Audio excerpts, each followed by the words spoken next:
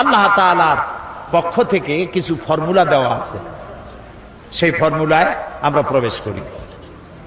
পড়েন আমার সাথে সবাই, আউযু বিল্লাহি মিনাশ শাইতানির রাজীম, বিসমিল্লাহির রাহমানির রাহিম। পিছনে পিছনে পিছনে, তা নাহলে ওইদিকে লোকদের কষ্ট হবে। শয়তানের ওয়াসওয়াসা থেকে আল্লাহর কাছে পানা চাই। পরম করুণাময় আল্লাহর নামে শুরু করছি। ইন্নাল্লাহা আশতারা মিনাল মুমিনিনা আনফুসাহুম ওয়া আমওয়ালাহুম বিআন্না লাহুমুল জান্নাহ يقاتلون في سبيل الله فيقتلون ويقتلون وعدا عليه حقا في التوراة والإنجيل والقرآن ومن أوفى بعهده من الله فاستبشروا ببيعكم الذي بايعتم به وذلك هو الفوز العظيم। সূরা তাওবা 111 নম্বর আয়াত।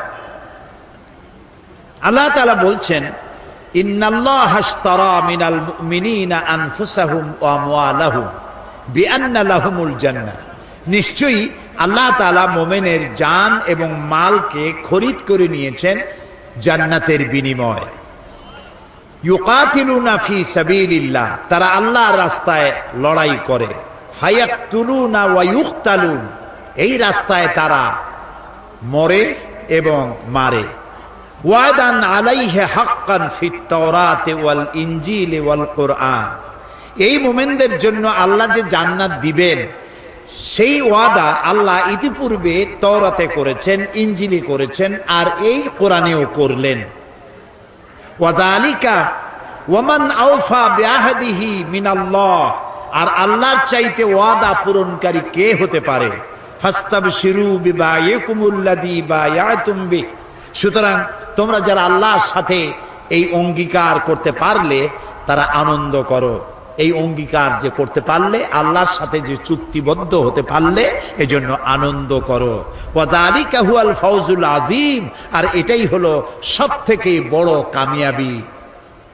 সাদাকাল্লাহুল আযীম, আল্লাহ মহা সত্য বলেছেন। আলহামদুলিল্লাহ বলো। এ হলো তেলাওয়াতকৃত আয়াতের শাব্দিক তরজমা। চলুন ব্যাখ্যায় যাই। আল্লাহ তাআলা বলছেন, ইন্নাল্লাহা আশতারা মিনাল মুমিনিনা আনফুসাহুম ওয়া আমওয়ালাহুম বিআন্না লাহুমুল জান্নাহ, আমি আমার মুমিনের জান এবং মালকে খরিদ করে নিয়েছি। বিনিময় কি দিছি? জান্নাত।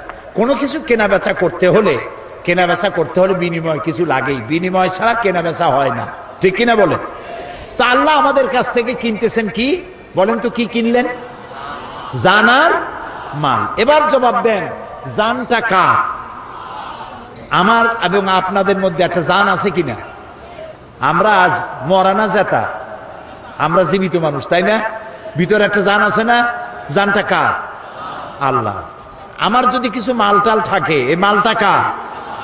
তাহলে আল্লাহ কি বলতেছেন? আল্লাহ বলতেছেন, আমি আমার মুমিনের জান আর মাল কিনে নিলাম। দুটোই তো আল্লাহ। তা আল্লাহর মাল, আল্লাহর জান তিনি নিজে কিনতেছেন, এর অর্থটা কি? এর ব্যাখ্যাটা কি? ব্যাখ্যাটা হচ্ছে, জান আর মাল তো আল্লাহর। কিছুদিনের জন্য আমাদের কাছে আল্লাহ তাআলা এটাকে আমানত রেখেছেন। আমাদের কাছে এটা কি? আমানত। জান যদিও আমার, আমি দাবি করি, কিন্তু মূলত মালিক কে? এই জন্য মানুষ আত্মহত্যা, খোদকুশি করতে পারে না, আত্মহত্যা করতে পারে না, সুইসাইড করতে পারে না। কেন পারে না? আমার আত্মা আমি নষ্ট করবো, তাতে অসুবিধাটা কি? অসুবিধা হলো এই, আত্মা তোমার না, এটা আল্লাহ তাআলা তোমার মধ্যে আমানত রেখেছেন, এটাকে হত্যা করতে তুমি পারো না। যদি কেউ আত্মা হত্যা করে, চিরকাল জাহান্নামের ভিতরে থাকতে হবে। বলেন নাউযুবিল্লাহ। জীবনের প্রতি বিতৃষ্ণ হয়ে আত্মহত্যা কেউ করতে পারবে না, জায়েজ নাই, কারণ ওটা আল্লাহ। তাহলে আল্লাহ বলছেন, আমি আমার আমি আমার মোমেন বান্দার জান নিলাম, মানও নিলাম, কিনে নিলাম, দিলাম জান্নাত। কিনলেনটা কি? এই যে কিনলেন, তিনি কিনেছেন ইচ্ছা। জান আর মাল খরচের ইচ্ছাটা আল্লাহ কিনেছেন। বলেন তো কি কিনেছেন? ইচ্ছা, মর্জি। কিরকম? জানটা তো আল্লাহ।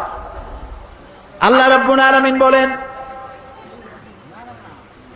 আমি আমার মুমিনের জান কিনেছি। তার মানে হলো এই জানটা মুমিন বান্দা তার জানকে আল্লাহর অপছন্দনীয় জায়গায় খরচ করতে পারবে না। এমন কোন জায়গায় সে শ্রম দিতে পারবে না, জীবন দিতে পারবে না যেই জায়গায় আল্লাহর রেজামন্দি নাই, আল্লাহ খুশি নয়। আমার জান আছে, মানে এই জান আছে বলেই তো শক্তি আছে। এই শক্তি যে আছে, এই শক্তি আমি অন্য কোথাও আল্লাহর মর্জির বাইরে আমি খরচ করতে পারবো না। আমি এমন কোন মিছিলে অংশগ্রহণ করতে পারবো না যেই মিছিলে আল্লাহ রেজামন্দি নাই, আল্লাহ রাজি নয়, এমন কোন মিছিলে আমি যেতে পারি না। আমি এমন কোন সমাবেশে যেতে পারি না যেই সমাবেশে আল্লাহ রাজি নয়। আমি এজন্য রাত জাগতে পারি না যে রাত জাগায় আল্লাহ খুশি নয়। আমি দেওয়ালে এমন কিছু লিখতে পারি না যাতে আল্লাহ খুশি নয়। আমি আমার জীবনকে খরচ করার জন্য, শারীরিক শ্রম দেওয়ার জন্য যত কাজ আছে এর কোনোটাই আমি করতে পারি না যেখানে আল্লাহর খুশি নাই। আমি সেই সব কাজ করব যে কাজ করলে আমার আল্লাহ খুশি হন, কারণ আমার জানটা আল্লাহ আমার কাছে আমানত রেখেছেন, আমার ইচ্ছাটা তিনি কিনে নিয়েছেন। মালটাও কিনে নিয়েছেন। কে কিনেছেন? আল্লাহ। অর্থাৎ ইচ্ছা কিনেছেন। এই মাল আপনি যেখানে সেখানে দিতে পারবেন না। কোন খ্রিস্টান আসলো, আমি একটা গির্জা বানাবো, তো আমাদেরকে কিছু পয়সা করে দেন, চান্দা দেন। একজন হিন্দু এলেন, তিনি বললেন দুর্গা পূজা আমার মূর্তি বানাবার পয়সা টয়সা নাই, আমারে কিছু পয়সা দেন। আপনি কি দিতে পারবেন? না, পারবেন না, পারবেন না। তবে হ্যাঁ, কোন খ্রিস্টান, কোন বৌদ্ধ, কোন হিন্দু এসে যদি বলে যে আমার মেয়ে বিয়ে দিতে পারছি না পয়সার অভাবে, আপনি অবশ্যই দিবেন। যদি বলে যে আমার ঘরের চাল দিয়া পানি পড়ে, আপনি অবশ্যই টিন কিনে দিবেন। যদি বলে আমার বাড়িতে একটা টিউবওয়েল আছে আর্সেনিক যুক্ত, আমি পানি পান করতে পারি না, বিশুদ্ধ পানিও পান করার জন্য ডিপ টিউবওয়েলের ব্যবস্থা করে দিতে পারবেন। অর্থাৎ মানবিক দিক থেকে আপনি প্রত্যেকটি মানুষের খেদমত করতে পারবেন, কিন্তু পয়সা এমন জায়গায় দেওয়া যাবে না যে আপনার পয়সা দিয়ে আল্লাহর সাথে শিরক করা হবে। আপনি সেই শিরকের সহযোগিতা করতে পারবেন না। এমনকি আপনি যদি জানেন যে আপনার বাড়িতে একটা পাঠা আছে, এই পাঠাটা পূজার গুণে কিনতে এসেছে, পূজা বলি দেবে বলে আপনি জেনে শুনে পূজার পাঠা বলি দেওয়ার উদ্দেশ্যে আপনি বিক্রি করতেও পারবেন না, জায়েজ নেই। কথা কি বুঝে আসতেছে? তার মানে আপনার অর্থ, একজনে আসলো যে ঢাকা থেকে গায়িকা নর্তকী ওপেন কনসার্ট করার জন্য আসতেছে। ওপেন কনসার্ট এগুলো যারা করে, পুরুষগুলির মাথার চুল বিশাল বিশাল লম্বা লম্বা, এদিকে ধাপ দেয় ওদিকে ঝাঁপ দেয়, চিৎকার মারে, কি যে কয় আল্লাহ জানে। ওরা আসবে, সুতরাং কিছু পয়সা কড়ি লাগবে, আপনি দিতে পারবেন না চান্দা। নায়িকা আসবে, গায়িকা আসবে, আমাদের মহা বিপ্লবী নেতা আসবে, আপনি দিতে পারবেন না পয়সা। এ পয়সা আপনার কাছে আমানত। এ পয়সা কার কাছে? আপনার কাছে কে আমানত রেখেছে? আপনি খরচ করবেন আল্লাহর পথে। আল্লাহ রাজি নাই এমন জায়গায় খরচ করতে পারবেন না, কারণ আপনার জান আর মাল আল্লাহ খরিদ করেছেন। যদি আপনি মোমেন হয়ে থাকেন, ইমানের দাবি যদি করে থাকেন, আপনার জান আপনার মাল আপনার নিজের ইচ্ছায় খরচ করতে পারবেন না। দেখেন, একটা মানুষ যখন মারা যায় তখন কবরের মধ্যে রাখিয়া আমরা কি বলি? মাটি দেওয়ার সময় কি বলি?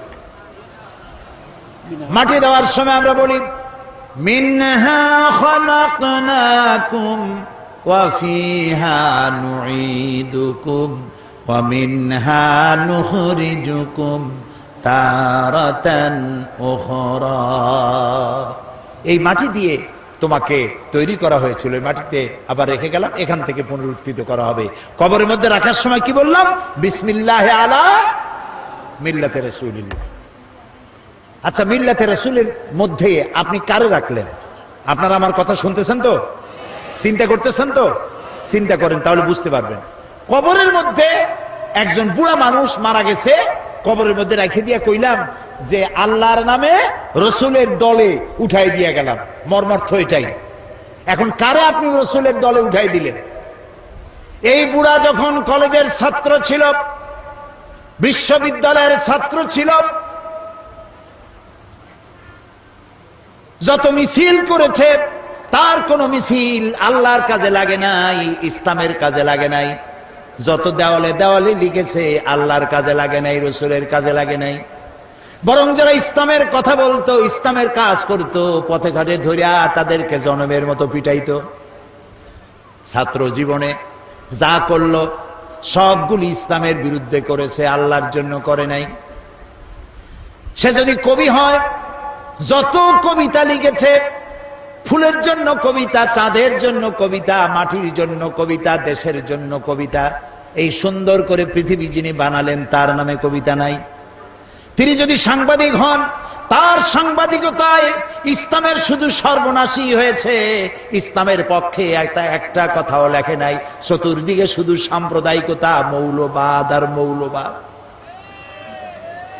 ইসলামের পক্ষে লিখতে পারলো না। আহারে, আজকে মনে পড়লো শেখ বেলালের কথা এই মুহূর্তে। বেলাল শূন্য খুলনা আজকে এসেছি। আমি যখনই খুলনা আসতাম শেখ বেলাল ছুটে আসতো, আমি কি বক্তব্য রাখবো তার একটা ব্রিফিং নেওয়ার জন্য। সন্ধ্যার আগেই ঢাকায় পৌঁছায় দেবে। বেলাল, কি সুন্দর নাম তার মা বাপ তার রাখছে, একটা ব্ল্যাক ডায়মন্ড, খুলনার রত্ন, সাংবাদিক জগতের উজ্জ্বল জ্যোতিষ্ক। আল্লাহ তাআলা বেলালকে কিয়ামতের দিন হযরত বেলালের সাথী করে জান্নাতে রেখো। এই সাংবাদিকতার দাম আছে, যে সাংবাদিকতা আল্লাহর কাজে লেগেছে, রসুলের কাজে লেগেছে, ইসলামের কাজে লেগেছে। কলম ধরলেই ইসলামের বিরুদ্ধে, কলম ধরলেই মৌলানাদের বিরুদ্ধে, কলম ধরলেই মাদ্রাসার বিরুদ্ধে সমানে। অথচ জন্ম দিয়েছে একজন মুসলমান, পেটে ধারণ করেছে এক মুসলিম মা। কোন সাহসে ইসলামের বিরুদ্ধে লেখো?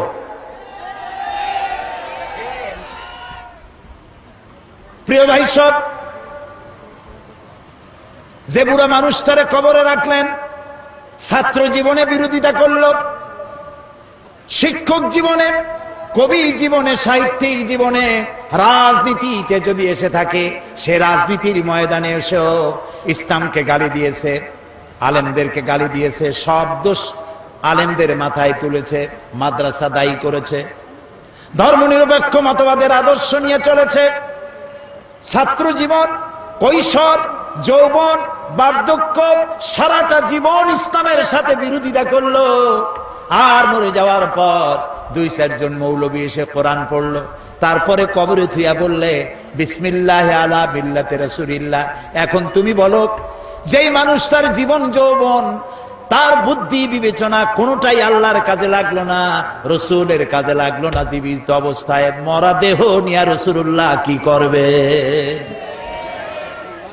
আরে, এই কথাগুলি বোঝা কঠিন না সহজ? এই মরা লাশ দিয়ে আল্লাহ কি করবেন? আহারে, ইন্নাল্লাহ আশতারা মিনাল মুমিনিনা আনফুসাহুম ওয়া আমওয়ালাহুম বিআন্না লাহুমুল জান্নাহ। আমি মুমিনের জান মাল খরিদ করে নিয়েছি, বিনিময়ে জান্নাত দিছি, সুবহানাল্লাহ, বেহেশত দিছি। এই জন্য জীবন যৌবন আল্লাহর উদ্দেশ্যে নিবেদিত যেই যুবক করতে পারে, ওই যুবকেরই দাম ইসলামের কাছে। যুবকদের ব্যাপারে আল্লাহর নবী বলেছেন, যুবকদের জন্য কিয়ামতের মাঠে আরশের ছায়া ছাড়া কোনো ছায়া যেদিন থাকবে না, 7 শ্রেণীর লোকদেরকে আল্লাহ রব্বুল আলামিন আরশের নিচে ছায়া দেবে। তার মধ্যে এক শ্রেণী হচ্ছে ওয়াশাবুন নাশা ফি ইবাদাতিল্লাহ। ওই সব যুবক যারা রাত জেগেছে আল্লাহর ইবাদতের মধ্য দিয়ে। সুবহানাল্লাহ কবেন না? রাত জেগে জেগে মদ খাওয়া নয়, রাত জেগে জেগে জুয়া খেলা নয়, রাত জেগে জেগে ব্লু ফিল্ম দেখা নয়, রাত জেগে জেগে কলেজে বিশ্ববিদ্যালয় ইসলামের কথা যারা বলে তাদেরকে পেটানোর জন্য নয়। মুসলমান হও। এইসব যুবকরা জায়গা পাবে কিয়ামতে কোন জায়গায়? আরশের নিচে। সুবহানাল্লাহ বলেন। রাসূলুল্লাহ বলেছেন, উসিকুম বিশাবাবি খায়রা ফাইন্নাহুম আরাক্কু আফিদা লাকাদ বাসানি আল্লাহু বিল হানাফিয়্যাতি সামহা ফাখালাফানি আশ-শুয়ুখ ওয়া হালাফানি আশ-শাবাব সাদাকান নবী সাল্লাল্লাহু আলাইহি ওয়াসাল্লাম। রাসূলুল্লাহ বলেছেন, উসীকুম বিশ-শাবাবে খায়রা, আমি তোমাদেরকে উপদেশ দিচ্ছি তোমরা যেন যুবকদের কল্যাণকামী হইও। কারণ যুবকেরা তাদের হৃদয় কোমল, আর আল্লাহ তাআলা আমাকে সত্য দিন প্রতিষ্ঠার জন্য উদারতার সহকারে আমাকে পাঠিয়েছেন। এই দিনকে প্রতিষ্ঠার জন্য আমাকে সহযোগিতা করেছে যুবকেরা, আর বিরোধিতা করেছে বুড়োরা। কে বলেছেন? আল্লাহ রাসূল। বিরোধিতা কারা করছে? বুড়োরা। আর সহযোগিতা করেছে যুবকেরা। সুবহানাল্লাহ বলবেন না? দেখেন না তাকায় মাহফিলের মধ্যে কারা বেশি, বুড়ো বেশি না যুবক বেশি? কারা বেশি? যুবক। আলহামদুলিল্লাহ বলো। শুধু খুলনায় নয়, সব জায়গায় যুবকদের ঢল নামে। আর এটাই হলো বামপন্থী ধর্মনিরপেক্ষবাদীদের কলজার জ্বালা। তাফসীরের মাহফিলের সাথে এজন্যই শত্রুতা। গত 5 বছর কি জ্বালান জ্বালাইছে আমারে। যেখানে গেছি সেইখানে হরতাল, যেখানে গিয়েছি সেখানে 144 ধারা। আল্লাহ রহমতে সরকার দিয়েছে 144 ধারা, জনগণ 288 বানাই দিয়েছে সব জায়গায়। একটা মাহফিলও বন্ধ করতে পারেনি। আলহামদুলিল্লাহ। ওদের ধারণা কোরআন শুনলে সর্বনাশ। লা তাসমাউ লিহাযাল কোরআন, কোরআন শুনো না, ওয়ালগাউ ফি, কোরআন শুনবা না, আর কোরআন যেখানে আলোচনা হয় সেখানে ডিস্টার্ব করো, সন্ত্রাস করো, যাতে ভয়তে মানুষ না যায়, তাহলে তোমরা জিততে পারবা। এই যত বাধা দিছে লোক তত বেশি হয়েছে। সুবহানাল্লাহ বলো, আলহামদুলিল্লাহ বলো। ওদের সব থেকে বড় লস, তারা ধারণা করে এত কষ্ট করে যুবক পোলাপান ট্রেনিং দিয়া, পয়সা দিয়া, মদ দিয়া, নারী দিয়া, ব্লু ফিল্ম দিয়া এত কিছু করলাম, একটা মাহফিলের ওয়াজ শুনিয়া সব তো আমাদের পুকুরে জিয়ানো মাছগুলি সব চলে গেল ইসলামের পুকুরে। Heavy loss, heavy loss. Loss তোমাদের হবে, মুতু বিগাইজিকুম, তোমাদের লস হতেই থাকবে। ইসলামের পাল্লা ভারী হবে ইনশাআল্লাহ। বলেন ইনশাআল্লাহ। ইনশাআল্লাহ। প্রিয় ভাই সব, সুতরাং যুবকদের জন্য আল্লাহ খুশি, যুবকদের প্রতি রাসূলুল্লাহ খুশি। ওই সব যুবক যারা রাত জেগেছে আল্লাহর ইবাদতের মধ্য দিয়ে। সুবহানাল্লাহ। কারণ বুড়া বয়সে মানুষ তো করবে কি? রাত্রে ঘুম আসে না, তখন তো জাগবেই। আর যৌবন বয়সে ঘুম আসে খালি, সেই ঘুমটারে বাদ দিয়া যদি তাহাজ্জুদের নামাজ পড়ে আল্লাহ খুশি হয়ে যায়। সুবহানাল্লাহ। এই জন্য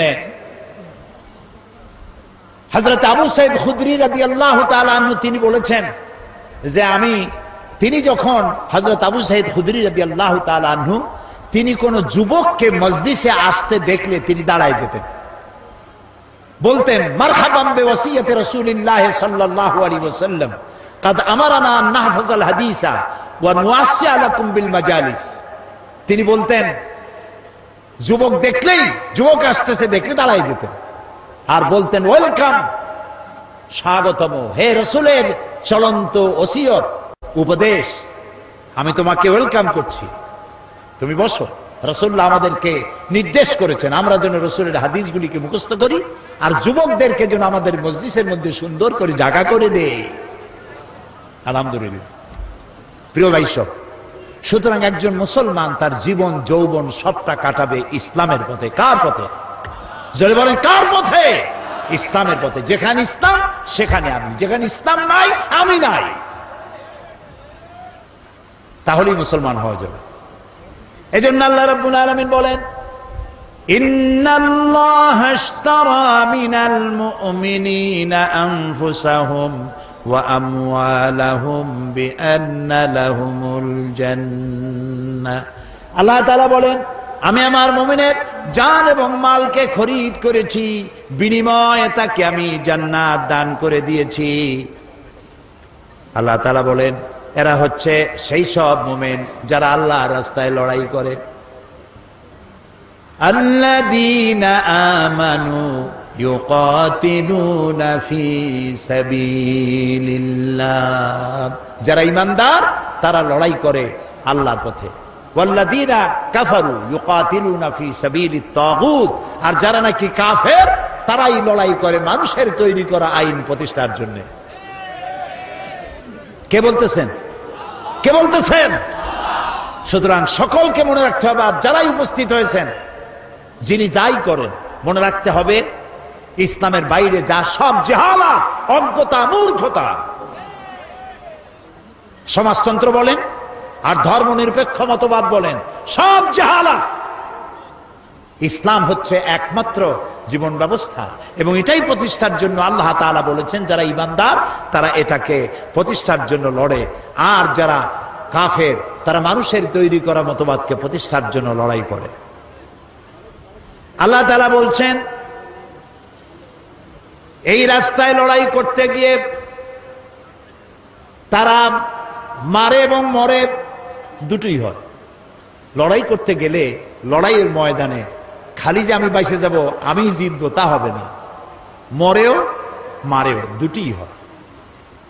ইসলামের এটার নাম রাখা হয়েছে জিহাদ, কিন্তু জিহাদটা এর পরিষ্কার স্পষ্ট ধারণা অনেকের কাছে নাই।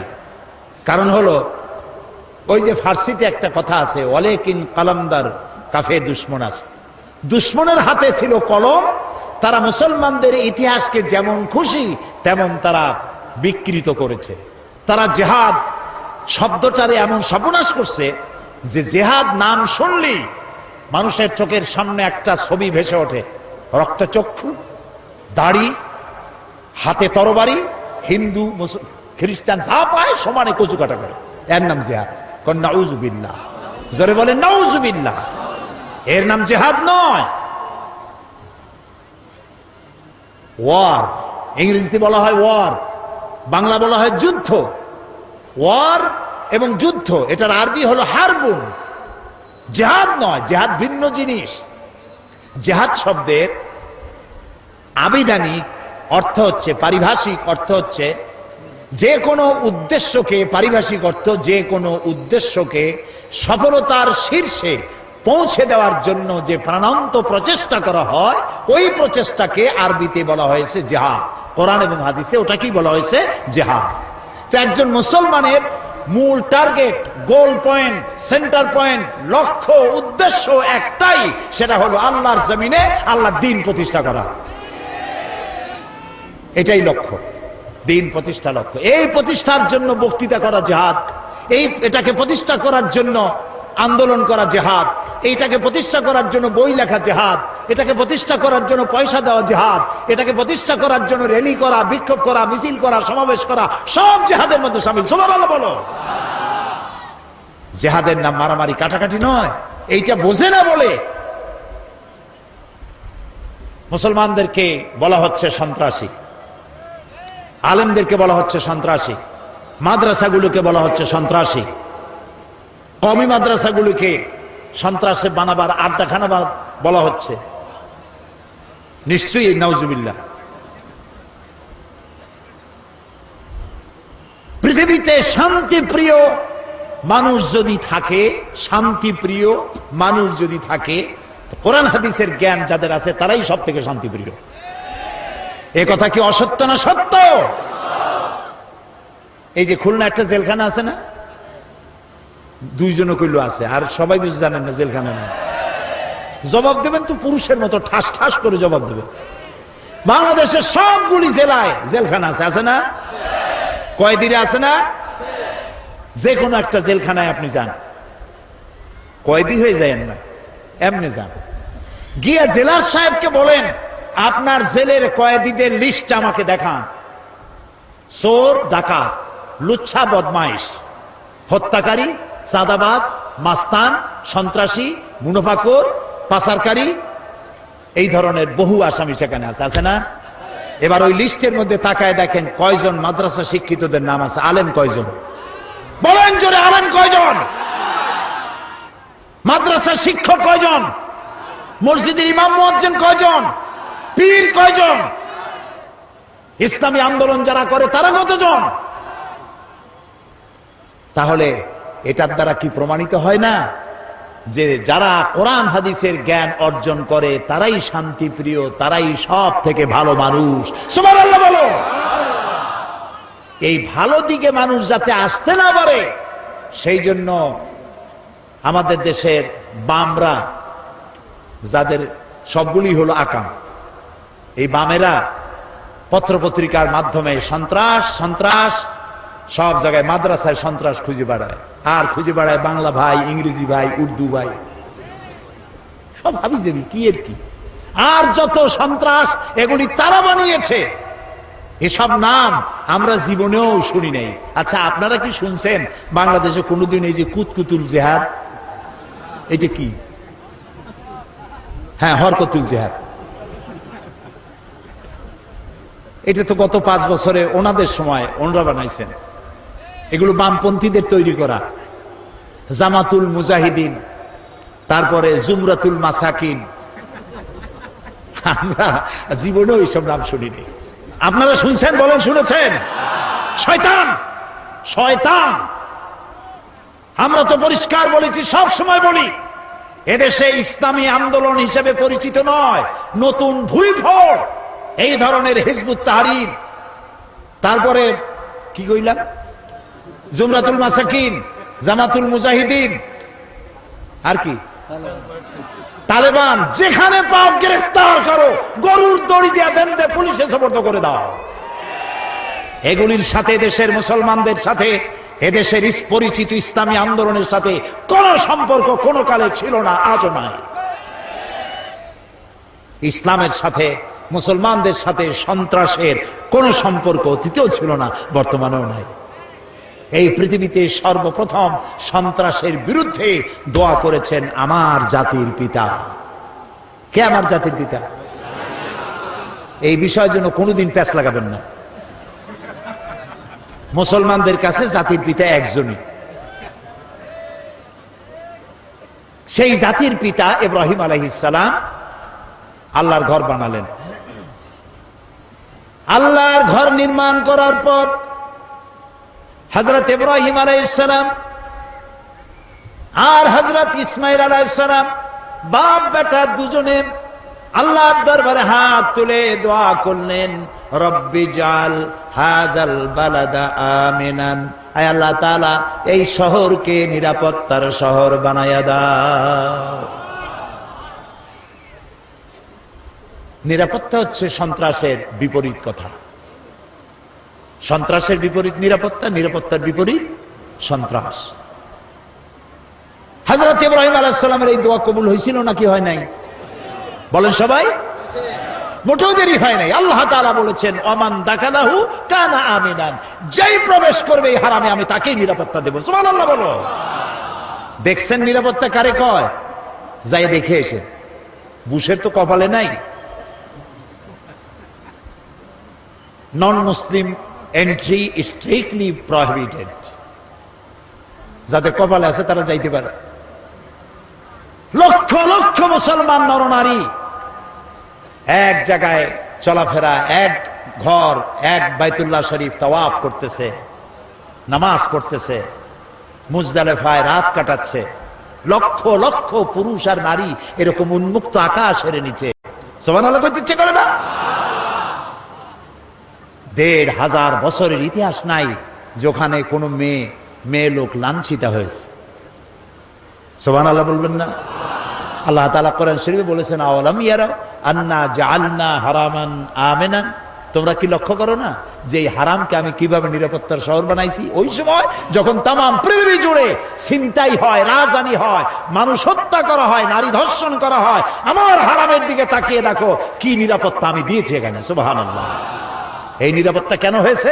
কোরআনের আইন সেখানে আছে। কিসের আইন আছে? কোরআনের আইন। তাও সবটা নাই, কিছু আছে। তারই বরকতে আল্লাহ রাব্বুল আলামিন এত সুন্দর নিরাপত্তার শহর বানাইছে। বুশের বেটা বুশ আমাদের কয় আমরা নাকি সন্ত্রাসী, বাংলাদেশের মানুষ নাকি সন্ত্রাসী। তা আমি ওই আমেরিকায় বক্তৃতা করেছি, লন্ডনে বক্তৃতা করছি, বক্তৃতা করতে বলছি, তোমরা যে আমাদের সন্ত্রাসী কও, তোমরা বেলা 4টার সময় মার্কেট বন্ধ করো কেন? ওরা আজগুবি আজগুবি কথা কয়। আমাদের সাইবুর রহমান সাহেব গেছেন ইউরোপিয়ান কমিউনিটির সাথে বৈঠক করতে, দাতা দেশগুলির সাথে কথাবার্তা, বাংলাদেশের জন্য টাকা আনার জন্য। তারা কয় যে টাকা দেব পরে, বাংলাদেশের মেয়ে লোকেরা বোরখা পরে কেন? এটা কথা হইল? উনিও ভালো জবাব দিছে, কয় যে বাংলাদেশে মেয়ে লোকেরা বোরখা পরে কেন, সেই কথার জবাব আমিও পরে দেব। তোমরা আগে কও, তোমাদের পাদ্রীরা গির্জা লম্বা জামা গায়ে দিয়ে যায় কেন? তোমাদের পাদ্রীরা লম্বা জামা গায়ে দেয় যে কারণে, আমার দেশের মেয়েরা বোরকা পরে সেই কারণে। আসলে আমার দেশের মেয়েরা ওদের মতো মেয়েদের মতো ল্যাংটা হয় না কেন, এটা ওদের আফসোস। তোমরা আফসোস করে মরবে, আমার দেশের মেয়ে লোকেরা বোরখা পরবে, হিজাব পরবে, তোমরা তাকায় তাকায় দেখবে কোনোদিন ল্যাংটা হবে না জাতি। এরা, আমি বলি যে দেখো, বেলা 4টার সময় ডিপার্টমেন্টাল স্টোরগুলি সব বন্ধ হয়, শুধু ইমার্জেন্সি ফার্মেসিগুলি খোলা থাকে, বাকি সব বন্ধ। বেলা 4টায় 5টায় সব বন্ধ। কবরস্থান, নিউ ইয়র্ক বলেন, লন্ডন শহর বলেন, সব বড় বড় শহর কবরস্থান সব বন্ধ, দোকানপাট খোলা নাই। তাই বললাম, তোমরা যে আমাদের সন্ত্রাসী কও, চলো আমাদের দেশে। তোমরা বন্ধ রাখো কেন 4টার সময়, খোলা রাখো না কেন সন্ধ্যার পরে? কারণ সিকিউরিটি দিতে পারবে না, চুরি হবে, ডাকাতি হবে, খুনাখুনি হবে, মারামারি হবে, সিকিউরিটি দিতে পারবে না, সেই জন্য বন্ধ করে দাও। আমাদের সন্ত্রাসী কও, শুধুমাত্র নরসিংদীর বাবুরহাটে যায় দেখো, বাবুরহাট বাংলাদেশের ম্যানচেস্টার, এক এক হাটবারের রাতে 1 কোটি না, শত শত কোটি টাকার কাপড় চোপড় বিক্রি হয়, পুলিশও নাই, বিডিআরও নাই। আমার দেশের যশোরে, এই যে যশোর উত্তরবঙ্গে কত বাজার আছে রাত 12টা 1টা পর্যন্ত হয়, আছে না? বহুত বাজার আছে, পুলিশের ভর্তা খাইতেও পুলিশ পাওয়া যাবে না। আমাদের দেশ এত ভালো, আলহামদুলিল্লাহ বলে। এই ভালো যাদের সহ্য হয় না, তারা এই দেশেই শুধু সন্ত্রাস খুঁজে বেড়ায়, মৌলবাদ খুঁজে বেড়ায়। তা তোমরা তোমাদের সন্ত্রাস আর মৌলবাদ খুঁজে বেড়াইতে থাকো, বাংলাদেশ তাদের নিজস্ব গতিতে চলবে, ইনশাআল্লাহ, ইনশাআল্লাহ, ইনশাআল্লাহ, আলহামদুলিল্লাহ। প্রিয় ভাই সব, সেই জন্য আল্লাহ তাআলা বলছেন যে এই কোরআনের আইনকে প্রতিষ্ঠা করার জন্য লড়তে হবে। সে লড়াইয়ের অর্থ কি তাও বললাম। লড়াইয়ের অর্থ এই না যে আপনি কাটাকাটি আর খুনাখুনি করবেন। রাসূলুল্লাহ যত যুদ্ধ করেছেন, একটি যুদ্ধ অফেন্সিভ ছিল না, সবগুলি যুদ্ধ ছিল ডিফেন্সিভ। আক্রান্ত হয়েছেন, তিনি প্রতিরোধ করেছেন, সুবহানাল্লাহ বলে। তিনি আক্রমণ করেছেন, আক্রমণকারী হয়ে যুদ্ধ করেছেন, এরকম নাই। আল্লাহ রাব্বুল আলামিন বলেন, আমি আমার মুমিনের জান এবং মালকে খরিদ করে নিয়েছি, বিনিময়ে তাদেরকে জান্নাত দেব। এই যে এটা হলো আমার ওয়াদা। ওয়াদান আলাইহি হাক্কান ফিত তাওরাতি ওয়াল ইনজিল ওয়াল কুরআন। এই ওয়াদা আমি ইতিপূর্বে তাওরাতে করেছি, ইনজিলে করেছি, আর এই কোরআনেও একই ওয়াদা করলাম। সুবহানাল্লাহ। ওয়াদা কার? আল্লাহ রাব্বুল আলামিন এবার বলেন, ওয়ামান আউফা বিআহদিহি মিনাল্লাহ। আর আল্লাহর চাইতে ওয়াদা পূরণকারী কে বেশি হতে পারে? আল্লাহর চাইতে ওয়াদা কেউ পূরণ করতে পারে? কেউ পারে না। আল্লাহ তাআলা বলছেন, দেখো, ফাস্তাবশিরু বিবাইকুমুল্লাযী বায়াতুম বিহি। এবার আল্লাহর এই অঙ্গীকারের সাথে, আল্লাহর সাথে এই চুক্তি তোমরা যদি কেউ করতে পেরে থাকো, তাহলে এবার আনন্দ করতে পারো। আমরা কি চুক্তি করতে পারলাম? বোঝেন নাই কথা। আমার জান, আমার মাল কে কিনে নিয়ে গেছেন? বিনিময় কি দিছেন? আজ থেকে ওয়াদা করলাম, আমার জান, আমার মাল আল্লাহর রেজামন্দি ছাড়া, আল্লাহর খুশি রাজি ছাড়া, অন্য আল্লাহর অমতে, আল্লাহর অরাজিতে, আল্লাহর না খুশিতে আমার জান মাল খরচ করব না। এই ওয়াদা করতে রাজি আছেন? কারা কারা রাজি? হাত উঁচু করে দেখান। আলহামদুলিল্লাহ বলেন, আলহামদুলিল্লাহ বলেন। এই ওয়াদা যারা করতে পারলেন, আল্লাহ তাআলা তাদের জন্য বলছেন, ফাস্তাবশিরু, এখন আনন্দ করো। সুবহানাল্লাহ। এই যে চুক্তি করতে পারলা, এই জন্য আনন্দ করো। ওয়া যালিকা হুয়াল ফাউজুল আযীম। আর এটাই হলো চূড়ান্ত সাকসেস, বিরাট কামিয়াবি, চরম সফলতা। সুবহানাল্লাহ। আল্লাহ যদি কয় এটাই হলো চূড়ান্ত সফলতা, আর কোন সফলতার দরকার আছে? এই মোমেন কারা হবে? সেই মোমেনদের 8টি গুণ লাগবে, 8টি কোয়ালিটি লাগবে, 8টি শর্ত লাগবে। কয়টা শর্ত? সে 8টি শর্তের কথা আগামীকাল বলবো ইনশাআল্লাহ। যে 8টি শর্ত পুরো করতে পারলে জান্নাত ওয়াজিব হয়ে যাবে। সুবহানাল্লাহ। এখন মুনাজাত হবে। মুনাজাতের জন্য দাঁড়ানো ভাইয়েরা বসেন, ওই যে দাঁড়ানো আছেন, যে যিনি যেখানে যিনি দাঁড়াইছেন বসেন, মুনাজাতে শরীক হন। মুনাজাত। দাঁড়ানো ভাইরা সবাই বসুন, মোনাজাতে শরীক হন। আমি তো বসতে কইলাম, হাঁটতে তো বলি নাই।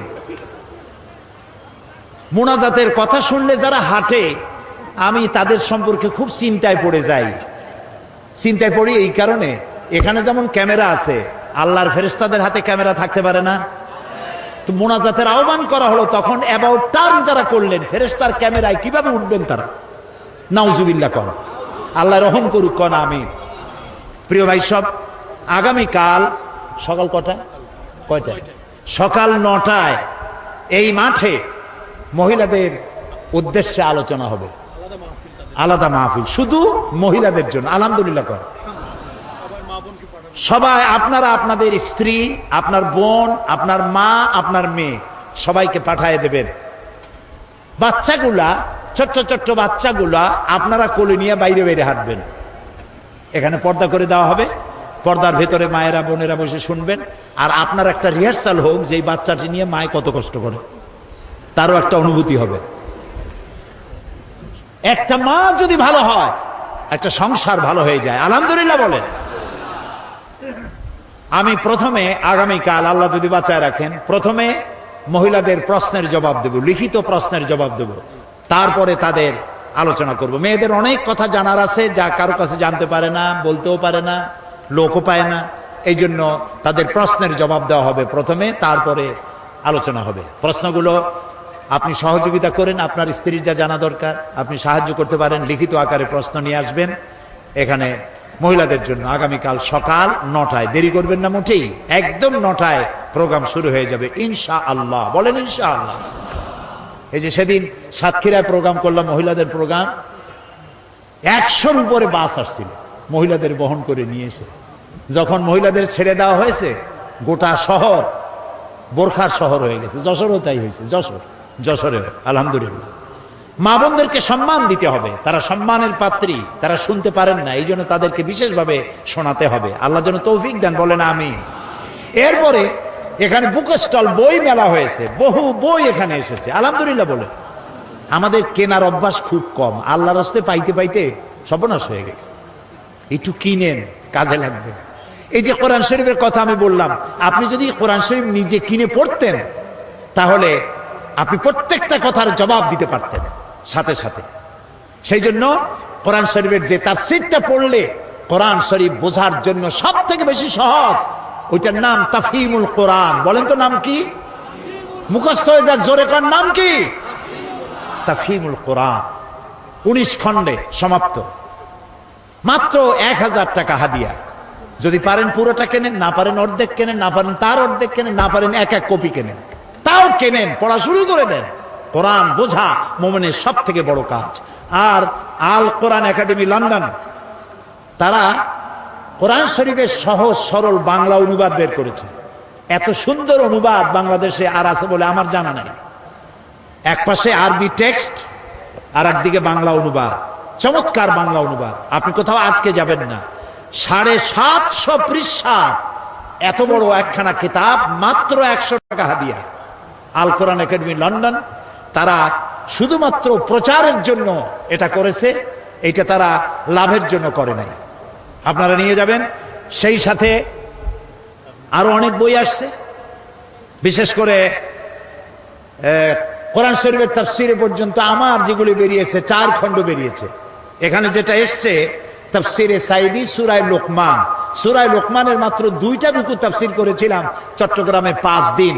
2 রুকুর তাফসীর শুনে অর্ধ শত হিন্দু, খ্রিস্টান, বৌদ্ধ মঞ্চে এসে মুসলমান হয়ে গিয়েছিল। এটা হলো হযরত লোকমান হাকিমের তার নসিহত, যেগুলি আল্লাহ পছন্দ করে কোরআনে উঠাই দিয়েছেন। সুবহানাল্লাহ। এটিও এখানে আসছে, তাফসীর সাইদি, সূরা লোকমান। এছাড়া আরো অনেক বইপত্র আছে, এত নাম আমি বলে পারবো না। আপনারা ওখান থেকে যাওয়ার সময় প্রত্যেকে বই কিনে নিয়ে যাবেন। আর এই যে বিশাল আয়োজন তাফসীর কোরআন মাহফিলের সমাজ কল্যাণ পরিষদকে আপনারা কিছু সহযোগিতা সাহায্য করবেন। তাদের বোধহয় ড্রাম, টিন আর কি কি জানি আছে, আগামীকাল পকেটে করে পয়সা নিয়ে আসবেন তাদের দেওয়ার জন্য। আল্লাহ তৌফিক দান করুন, আমরা বলি আমিন। আপনারা নিজেরাও বই কিনবেন যাওয়ার সময়, আর আপনাদের স্ত্রীদের কাছে, মেয়ে লোকদের কাছে টাকা দিবেন, তারা যেন দেখে দেখে পছন্দ অনুযায়ী বইপত্র কিনে নিয়ে যেতে পারে। আল্লাহ তৌফিক দিক, বলেন আমিন। এখন মোনাজাত হবে, মোনাজাতের পরে আজান হবে, আজানের পরে বা জামাত এশার নামাজ পড়ে বাড়ি যাবেন। কালকেও এশার জন্য উজু নিয়ে টিয়ে টাইট হয়ে বসবেন, এশার জামাত আদায় করে তারপরে যাবেন। আল্লাহ তৌফিক দিক না। আমি ওয়াজ শুনে কি হবে যদি জামাতে নামাজ না পড়লাম? আল্লাহ সকলকে তৌফিক দিন, আল্লাহুম্মা আমিন। রব্বানা যালামনা আনফুসানা ওয়া ইন লাম তাগফির লানা ওয়া তারহামনা লানাকুনান্না মিনাল খাসিরিন। হায় আল্লাহ তাআলা, হাজার হাজার মুসলমান নরনারী দীর্ঘক্ষণ তোমার দ্বীনের কথা শুনেছি, কোরআনের কথা শুনেছি। আল্লাহ মেহেরবানি করে জিন্দেগীর গুনাহ আমাদের মাফ করে দাও। আমাদের মা বাপ মুরব্বী যারা কবরে শুয়ে আছেন, আল্লাহ তাআলা কবরগুলিকে জান্নাতের টুকরায় পরিণত করে দাও। রব্বির হামহুমা কামা রব্বায়ানি সগীরা, রব্বির হামহুমা কামা রব্বায়ানি সগীরা। হায় আল্লাহ তাআলা, তাম পৃথিবীতে মুসলমানেরা যত জায়গায় বিপদে আছে, আল্লাহ দয়া করে সমস্ত বিপদগ্রস্ত মুসলমানদের তুমি সাহায্যকারী হয়ে যাও। হায় আল্লাহ তাআলা, এই কোরআনের মাহফিলের আয়োজন যারা করেছেন আর শোনার জন্য যারা এসেছেন, হায় আল্লাহ তাআলা, কোরআন পড়ার, কোরআন বোঝার, কোরআন অনুযায়ী জীবন গড়ার তৌফিক আমাদেরকে দান করে দাও। হায় আল্লাহ তাআলা, এই মুনাজাতের ভিতরে স্মরণ হলো, এই মাত্র কিছুদিন আগেই মাঠে জোহরের সময় তোমার এক বান্দার জানাজা আমরা পড়েছিলাম। আল্লাহ তাআলা, শেখ বেলাল উদ্দিন, আল্লাহ তাআলা তুমি দয়া করে তার জিন্দেগীর সমস্ত গুনাহ খাতাগুলি মাফ করে শাহাদাতের দরজা নসিব করো। আল্লাহ তার মা বাপকে সবরুন জামিল দান করো, তার স্ত্রীকে সবরুন জামিল দান করো, তার আত্মীয় স্বজনকে সবরুন জামিল দান করো। আল্লাহ তাআলা, এই শেখ বেলাল যে আদর্শে ছিলেন, তার সমস্ত সাংবাদিক ভাইদেরকে ওই আদর্শে উজ্জীবিত হয়ে চলার তৌফিক দান করে দাও। এই শূন্য স্থান আল্লাহ তাআলা দ্রুত তুমি পূরণ করার তৌফিক এখানে দান করে দাও। রব্বুল আলামিন, ইসলামী সমাজ কল্যাণ পরিষদ যারা এই কোরআনের মাহফিলের আয়োজন করেছেন, এত সুন্দর লাইটিং করেছেন, তাদের দিল, তাদের জীবন কোরআনের আলো দিয়ে আলোকিত করে দাও। আল্লাহ তাআলা, আগামীকাল এ মাহফিল শেষ হবে, সেজন্য আগামীকালের মাহফিল তুমি কামিয়াব করে দিও, পরিবেশ তৈরি করে দিও। মহিলা মাহফিল, পুরুষ মাহফিল, আল্লাহ তাআলা ইন্তজামের দায়িত্ব তোমার কুদরতে, আল্লাহ কুদরতের কাছে আমরা সুপর্দ করলাম। রব্বানা তাকাব্বাল মিন্না ইন্নাকা আনতাস সামিউল আলিম ওয়া তুব আলাইনা ইন্নাকা আনতাত তাওয়াবুর রহিম। সুবহানা রাব্বিকা রাব্বিল ইজ্জাতি